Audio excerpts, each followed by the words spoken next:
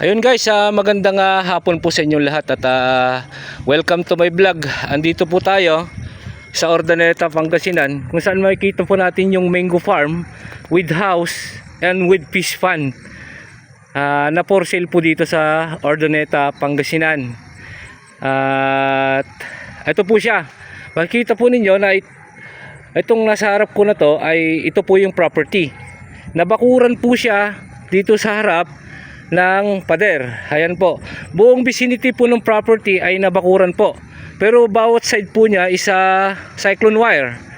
At pupuntahan po natin mamaya yung bahay and then fish pond. Bali po, ang mangga po nito is 130 puno ng mangga. And then sa buong paligid po dito, bandang kaliwa dito, is mga mahugani po na bumibilang po ng 200 mahigit na puno ng mahogany na ready to harvest. Wala po tayong problema sa kuryente kasi nakatutok po tayo sa post ng kuryente. Yan ang poste po. And then along Barangay Road, ito po bali rough road po dito sa harap niya, pero yan yung po semento. Yan po yung cemented road, Barangay Cemented Road. Ito po mga kapitbahay niya is na-subdivide po to. Bali nabili po nila. Ayan nabakod-bakuran po siya. Ayan. Puntahan po natin doon sa loob guys. At papakita ko po yung mga mangga niya. Ayan po.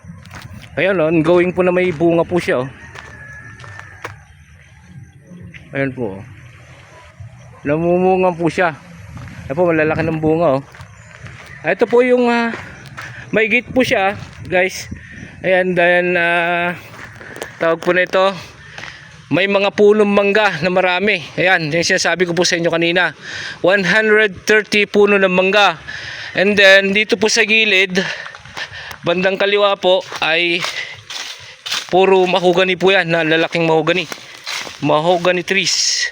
Ito po mga mahogany po yan, diretso po doon. Ayan, 200 po mahigit ang mahogany po nito. And then ang mangga is 130 puno ng mangga. Ayun.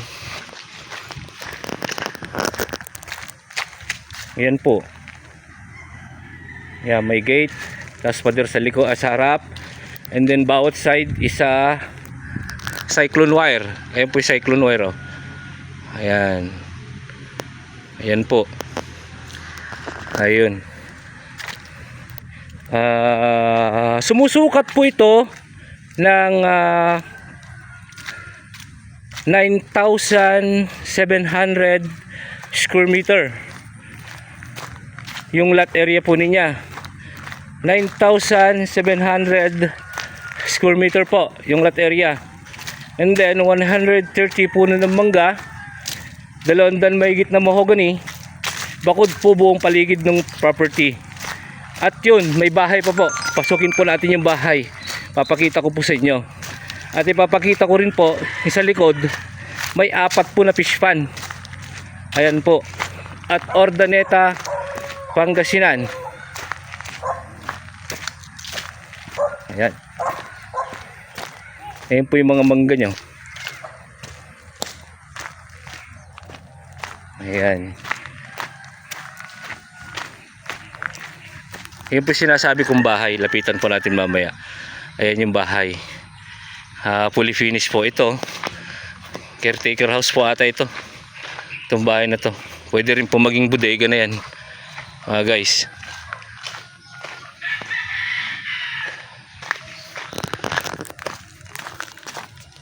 Ayan. Ay, lapitan po natin yung bahay. Ito po yung bahay na sinasabi ko po sa inyo. Bungalow type po siya. Ayan. Ayan po yung mahogany lalaki na. Ayan po paligid. Ito po yung bahay, malaking bahay. Ilan ang kwarto nito ate? Isa kuya, kompleto na dyan. Isang kwarto lang. Ito, kwarto ng driver, gano'n. Kwarto ng driver tsaka master bedroom. Okay. Bali dalawang kwarto. Win. Doon. Dalawang CR din. 2 kwarto, 2 CR. Ito po yung bahay malaki din po siya. Alis kayo anak ko, huli na. Ayan po Yung bahay. Pakita ko dito. Para makita. Hindi ko po mapasok kasi... Pasukin mo na lang, kuya. Pasukin ka? Pwede pasukin? Wait, yun na. Pasukin ko lang saglit. Sige, okay lang ate kahit na ipakita ko lang sa loob. Para makita nila yung sa loob ng Kasi bahay. lahat ng gamit na kuya eh. Ah, wala nang gamit. Yung ano na. Oo. Buksan mo na lang kung... Kaya pasukin mo natin guys yung loob ng bahay. Yan lang kuya. Dito pa. Yan. Oh, yun. Ito po yung loob ng bahay. Medyo ano na rin po. Kulang na. Kulang na po sa linis. Tsaka medyo palitin na rin po yung ano niya, yung kisame. Ayan. Kami nila, kinuha na. Ayan po, lababo. Kwarto. Parang ano po siya. Kumpleto po parang ito po yung bathroom. Ayan po. Ayan. Medyo palitin nga na lang po yung ano, yung kisame niya. And then, kwarto din po ito ng driver niya. Bubuksan Ito yung ko. anak ko. Nag-ano. Ay, sarado. Sige, okay na preview ko naman. Naka-tiles po siya. Ayan. Papakita ko po sa inyo yung fish fan. Apat kuya yun. 4 na fish fan. May laman natin? Wala. Meron po ito kahit ano. Tilapia. Ito po yung fish fan niya. Ganda. Isa to, isa. Isa. Isang fish fan. Tapos ganda na itong property na to. Kumpleto, may mangga, mahogany, may bahay na, may fish pan pa, 4 na fish pan. Ito po yung pangalawang fish pan, oh.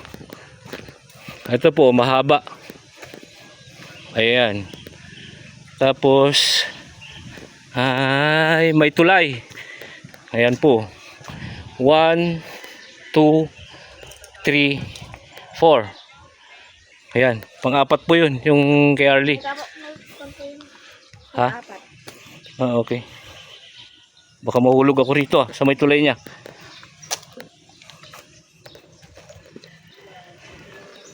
Tatawid po tayo sa pinakatulay.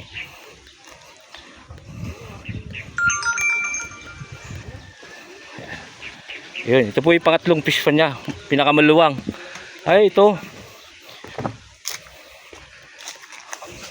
1, 2, 3, 4. Pang-apat po na fish fan. Pang 5 pan? Pang 5? Apat lang. Okay. 4 po na fish pan. Ito po yung pinakamaluwang, oh. Magkatabi po sila. Hanggang dun po yun mula dun sa pinuntahan ko kanina, sa harap kanina sa may gate. Hanggang dyan po sa may ikon na yan. Saging na yan. Kasama po yung mga saging na yan. Ayan. Ayun, may laman po siya. Mga buhaya. Ay, tilapia pala. Maraming dalag. Ano na? Maraming dalag. May dalag ba? Ay, okay. Ayun na, naulitin ko po. May tubo pa pati. Ay, may tubo. Di pa, lalagyan na lang ng makina, no? Ulitin ko po. Bali, ang lot area, 9,700 square meter. May bahay. May kamalig. May 4 na fish pan. 130 puno ng mangga. 200 mahigit na mahogany na ready to harvest. Titulado po ito. TCT title. Buhay pa yung nakapangalan sa titulo. Na ang presyo po nito is 600 pesos per square meter. 600 pesos per square meter po. Napakaganda ng property.